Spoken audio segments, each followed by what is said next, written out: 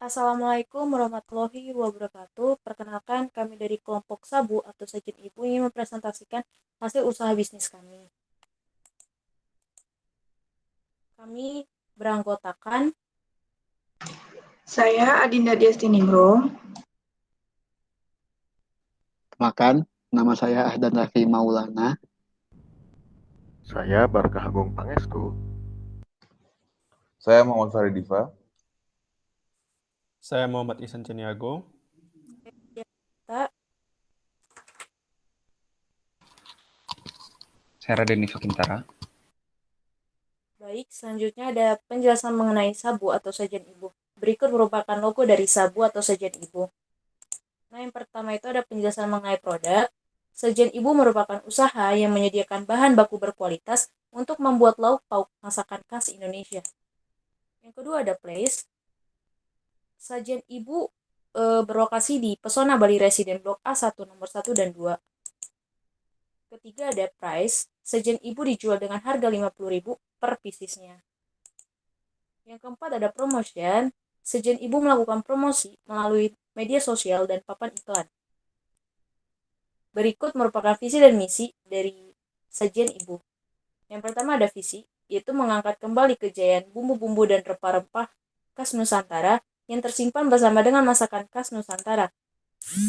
Kemudian ada misi, yang pertama itu menyediakan bumbu-bumbu masakan otentik masakan khas Nusantara. Yang kedua, membantu mewujudkan masakan rumah yang lebih nikmat dan berkualitas. Dan yang ketiga itu ada menjadikan kehidupan individu yang lebih baik dengan mencintai masakan hasil buatan sendiri. Nah, berikut merupakan outlines yang akan kami jelaskan pada presentasi kali ini. Yang pertama itu ada problem, yang kedua itu ada solution, dan yang ketiga itu ada competition.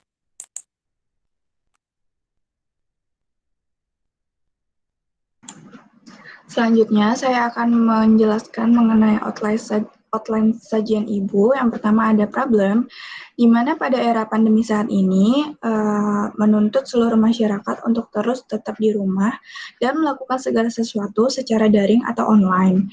Dengan situasi seperti ini, dari segi perkembangan bisnis kuliner adalah bisnis yang paling cepat berkembang dan menjanjikan, di mana makanan merupakan kebutuhan pokok utama yang berhubungan dengan kelangsungan hidup seluruh manusia. Next. Selanjutnya, di sini sajian Ibu memberi solusi, yaitu kami memiliki ide di mana dapat membantu memperbaiki sektor ekonomi di Indonesia, yaitu dengan membuat bisnis sabu atau sajian Ibu. Dengan adanya ini, kami dapat membantu orang-orang yang menjual bahan baku seperti cabai, bawang, sayur-sayuran, dan lain sebagainya untuk terus berkembang. Selanjutnya, di sini ada competition, yaitu sajian Ibu menggunakan strategi SWOT analisis, di mana di sini pertama ada strength, yaitu produk sajian Ibu memiliki bahan baku yang berkualitas, memiliki kemasan yang rapi dan unik, memiliki cita rasa yang berbeda, yaitu menjual bahan makanan khas Nusantara, memiliki harga yang terjangkau, lalu pemesanan dapat langsung diakses dengan mudah melalui aplikasi. Selanjutnya di sini ada weakness, yaitu kekurangannya kegiatan promosi, produk yang tidak tahan lama karena berupa bumbu-bumbu. Selanjutnya, kurangnya inovasi dan maintenance dalam pengembangan aplikasi, ketersediaan jumlah bahan baku yang terbatas sesuai dengan musim. Selanjutnya ada opportunities. Di sini sajian Ibu terdapat peningkatan jumlah konsumen setiap harinya, produk yang sangat cocok dikonsumsi dan mudah dipesan karena memiliki aplikasi yang mudah untuk diakses. Selanjutnya, produk yang sangat praktis dan sangat efektif digunakan pada era pandemi saat ini karena dapat diakses secara online. Selanjutnya ada threats, yaitu adanya kompetitor baru dengan menjual produk yang sama, namun harganya yang lebih murah. Selanjutnya terjadinya ketidakstabilan harga bahan baku karena musiman. Selanjutnya adanya persaingan harga yang telah saya sebutkan tadi. Selanjutnya terjadi down server akibat kurangnya perbaikan aplikasi yang lebih optimal lagi. Next. Baik, selanjutnya adalah target pasar. Nah, target pasar kami adalah kalangan ibu-ibu rumah tangga dan pekerja yang terlalu sibuk untuk berbelanja di pasar, ingin tahu memasak, dan mencari bahan baku dengan sangat mudah. Next. Oke, bagaimana cara memesannya? Nah, konsumen dapat memesan dengan cara mengakses melalui aplikasi yang sudah kita buat guna melakukan pemesanan. Dengan cara memesannya yaitu langkah-langkahnya adalah yang pertama, pilih resep favorit kalian. Yang kedua adalah check out. Yang ketiga adalah pembayaran, proses pembayaran. Yang keempat adalah proses pengantaran. Nah, di akhir nanti akan saya tunjukkan preview dari aplikasi kami. Next, boleh lanjutkan. Baik, selanjutnya kita masuk ke fixed cost ya. Jadi di fixed cost ini jadi ada investasi berwujud, bisa dilihat ada jaringan internet, laptop, meja dan kursi, alat tulis kantor, printer, alat kebersihan, alat elektronik, AC, alat makan, dispenser, timbangan dan kulkas. Selain itu juga ada investasi tak berwujudnya seperti website dan riset. Dan juga tentunya ada legalitas usaha, yaitu surat izin usaha perdagangan yang bila ditotalkan fixed cost kami ini sebesar Rp21.071.900. Next.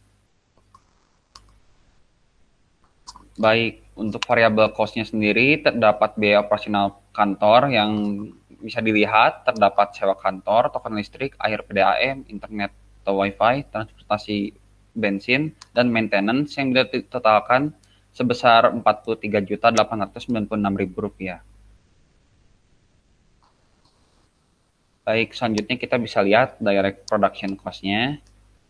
Selain itu juga terdapat indirect production cost yang bila ditotalkan biaya direct dan indirect ini totalnya sebesar Rp224.358.000. Baik, untuk biaya pemasarannya di sini kami memakai Instagram Ads, papan iklan, influencer, dan Facebook Ads yang bila ditotalkan sebesar Rp7.680.000. Serta estimasi biaya pemasaran di mana kenaikannya itu sebesar 2% per tahun yang bisa kita lihat di situ selama 5 tahun ke depan total biayanya di tahun pertama sebesar Rp7.680.000 sampai tahun kelima sebesar Rp8.313.079. Baik, selanjutnya akan dilanjutkan oleh rekan saya. Baiklah, selanjutnya ada biaya sumber daya manusia. Nah, estimasi kenaikan biayanya untuk biaya sumber daya manusia ini adalah 1% tiap tahunnya. Dengan biaya di tahun pertama, kedua, ketiga, keempat, kelima, tertera pada tabel sebelah kiri atas. Selanjutnya nih, ada jabatan-jabatan yang ada di Sabu. Nah, itu tuh jabatannya itu ada CEO, ada Production Manager, ada Marketing Manager, ada Sales and Customer Manager, ada Operation and Product Manager, ada Finance Manager, ada Technology and Innovation Manager, dan ada Staff. Dengan gaji per bulannya, seperti yang tertera pada tabel sebelah kanan atas. Nah, lalu ada biaya SDM lainnya, seperti asuransi hidup, asuransi kesehatan, THR, dan bonus, dengan total biaya yang tertera pada tabel bawah, di bagian bawah. Next.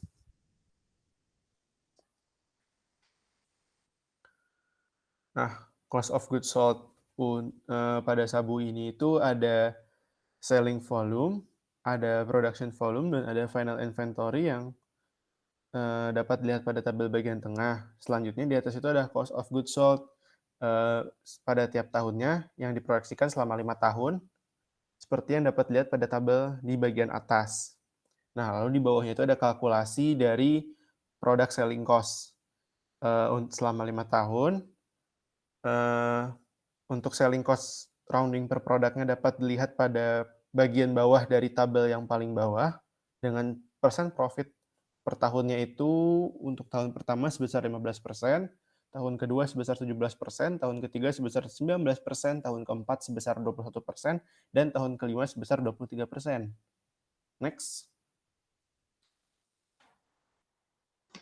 Oke, selanjutnya ada sumber dana. Di sini ada investasi tetap, working capital, dan biaya SIUP dengan total 179 juta sekian. Lalu sumber dana dari kami adalah 60% owner equity dan 40% investor. Nah, kemudian di sini ada aspek financial, data financial itu ada total direct cost ya, kalkulasi dari direct cost diproyeksikan hingga periode kelima. Lalu ada kalkulasi dari overhead cost dan dijumlahkan dengan direct cost menjadi total production cost selama 5 periode tersebut. Lalu ada total operational cost dan dijumlahkan dengan production cost selama 5 periode juga.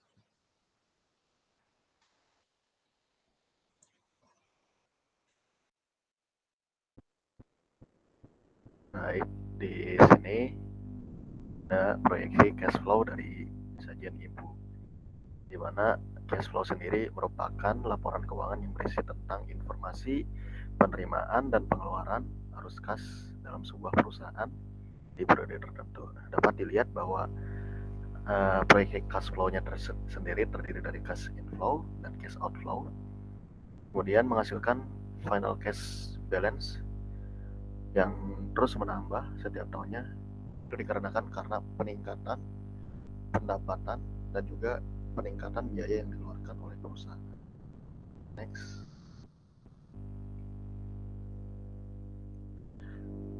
Nah, lalu kemudian di sini ada laba rugi, merupakan laporan keuangan yang berisi tentang pendapatan, pengeluaran, dan laba ataupun kerugian yang dihasilkan perusahaan selama periode tertentu. Nah, di sini terdapat beberapa poin, di antaranya ada income, ada cost of goods sold, cost of manufacture, ataupun bahkan direct cost dan juga operational cost, di mana setelah dikalkulasikan mendapatkan hasil earning after tax ya, atau EAT sebesar sekian yang dapat dilihat pada tabel. Next. Kemudian kami melakukan sebuah analisis kelayakan, di mana analisis ini bertujuan untuk mengetahui seberapa layak usaha yang akan kami jalankan.